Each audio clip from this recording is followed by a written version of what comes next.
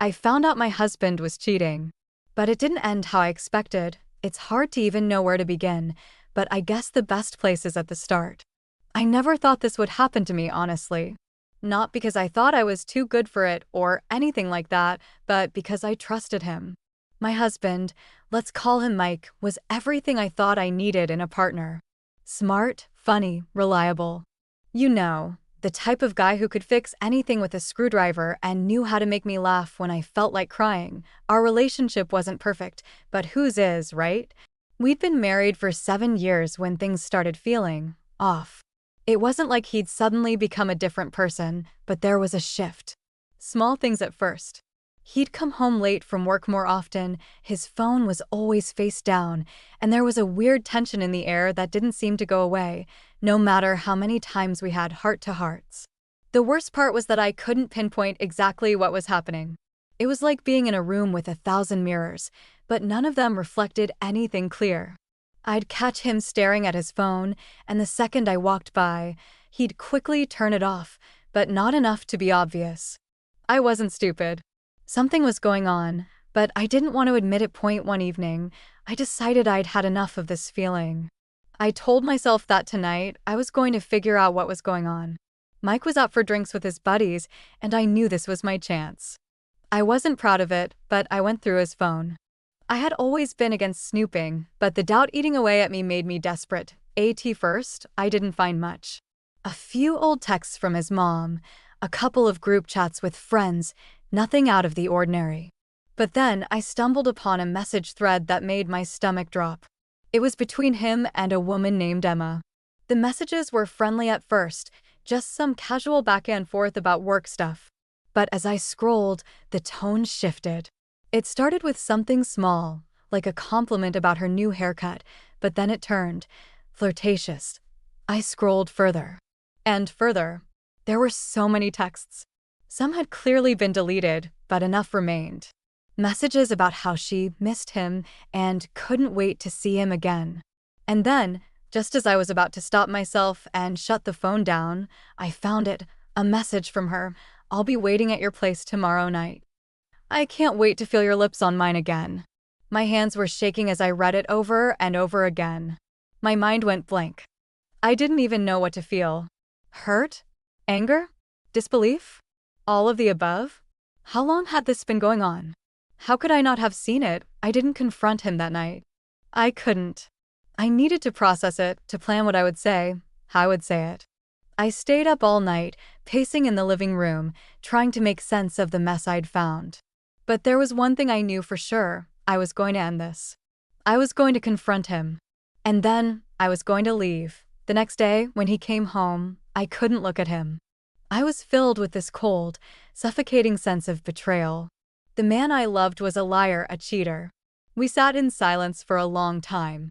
I knew I couldn't keep it together for much longer, but I needed him to admit it first. Finally, I asked, "Who's Emma?" His face paled. It was like a ghost had passed through him. He froze. For a moment, I thought he might deny it. But then he sighed. I don't know what you're talking about. I've been working late a lot lately, and cut the crap, Mike, I interrupted. I saw the messages. I know everything. His eyes widened, and for the first time in years, I saw genuine fear. He was caught. And for a second, I almost felt sorry for him. But then, anger washed over me like a wave.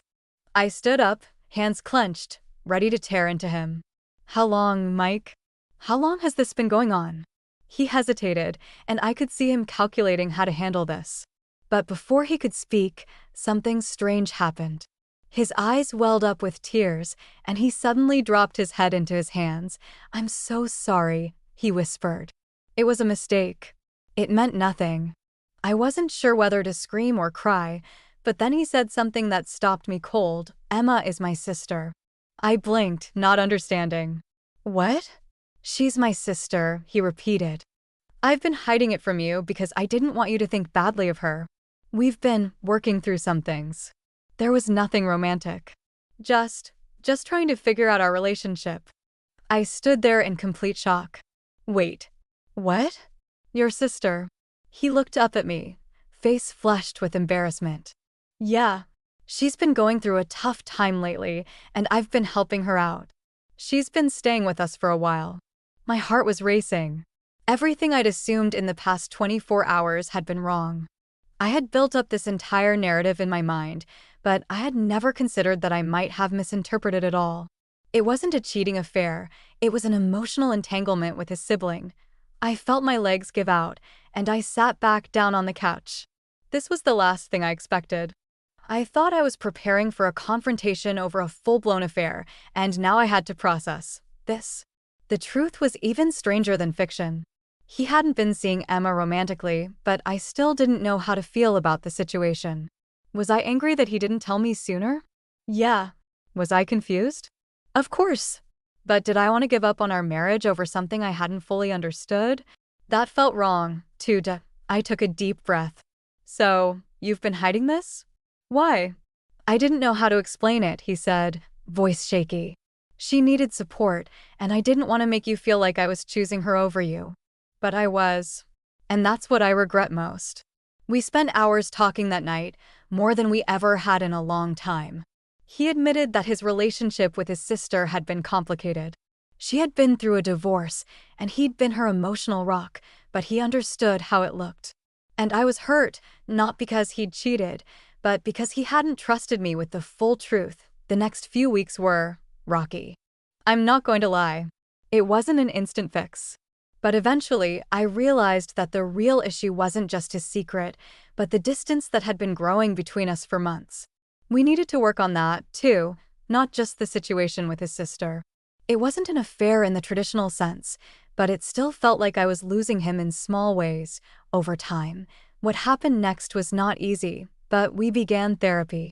I started to understand more about how we had both checked out in different ways. Mike didn't know how to balance his responsibilities to me and his family, and I didn't know how to communicate when I felt neglected. It was messy, but we worked through it together. It's been 2 years since that night. Mike and I are still married, and honestly, it's better now than it ever was. Sometimes I still get flashes of doubt, but I don't let them control me anymore. We've rebuilt our relationship, step by step. And as for Emma? Well, we've grown close too. It's been a long, bumpy road, but I've realized that sometimes the truth can be stranger than fiction. The thing you're most afraid of, cheating, betrayal, or whatever, isn't always what you think it is. In the end, maybe the hardest thing to face wasn't that Mike made a mistake. It was that I had let the fear of losing him cloud my judgment. The truth wasn't what I expected, but it was enough to make me realize that sometimes the biggest hurdle in a relationship is not the lies, but the lack of communication, and now we're stronger than we've ever been.